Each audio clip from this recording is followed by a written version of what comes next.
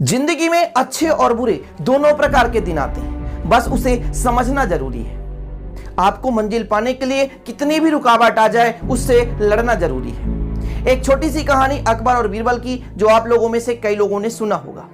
एक बार अकबर बीरबल से चाकू मंगाते हैं सेब काटने के लिए, और सेब को काटते हैं, तभी उनकी अचानक उंगली कट जाती है। उंगली कटने से राजा साहब अर्थात बादशाह जी बिल्कुल क्रोधित हो जाते हैं, गुस्से में आ जाते हैं। तब बीरबल, जो उनका संकट मोचन है, जिसे कहा जाता है कि हर समस्याओं से उबारने वाला एकमात्र उनका मंत्री था बीरबल तब कहता है कि राजा साहब, चिंतित होने की कोई आवश्यकता नहीं है, बस छोटी सी चोट आई है, सब सही हो जाएगा। और ऐसे भी इंसान की जिंदगी में जो कुछ होता है वो अच्छे के लिए होता है। यह सुनकर बादशाह बिल्कुल क्रोधित हो गए, आग बबूला हो गए, और तुरंत बीरबल को लेकर काल कोठरी पे डाल दिए और बोलते हैं कि यदि मेरे मंत्री नहीं होते तो तुम्हें मृत्यु की सजा दी जाती।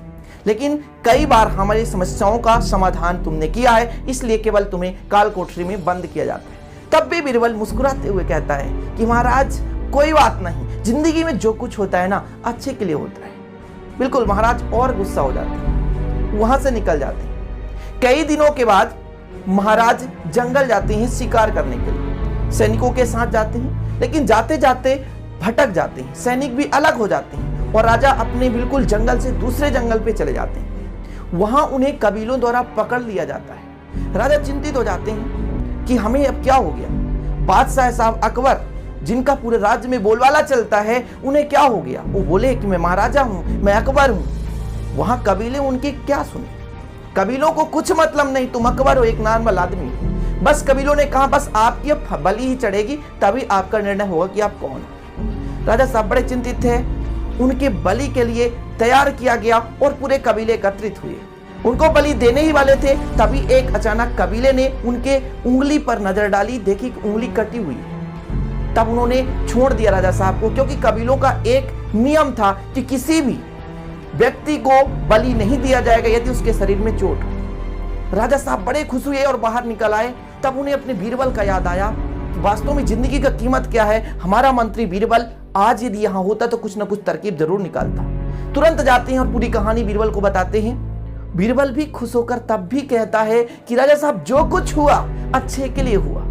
फिर राजा गुस्सा में हो जाते हैं, क्योंकि मैं मौत के रास्ते पे खड़ा था, मौत पे खड़ा था, और जो कुछ हुआ अच्छे के लिए हुआ। बोले राजा साहब नहीं समझ रहे हैं, यदि अच्छे के लिए नहीं होता तो मैं आपके साथ होता, आपका उंगली नहीं कटता और मैं आपके साथ होता, मैं काल कोठरी पे नहीं होता, तो आपको यदि छोड़ दिया जाता तो मेरे को बलि चढ़ा दी जाती, क्योंकि यदि आपकी उंगली भी कटी होती और मैं सही होता तो मुझे बलि चढ़ा दी जाती। इस छोटी सी कहानी से हमें क्या सीख मिलती है कि जिंदगी में बुरे वक्त भी आते हैं और अच्छे वक्त भी आते हैं। हमें किसी भी बुरे वक्त से घबराना नहीं है। यदि जिंदगी में कुछ करना है तो उससे लड़ना पड़ेगा।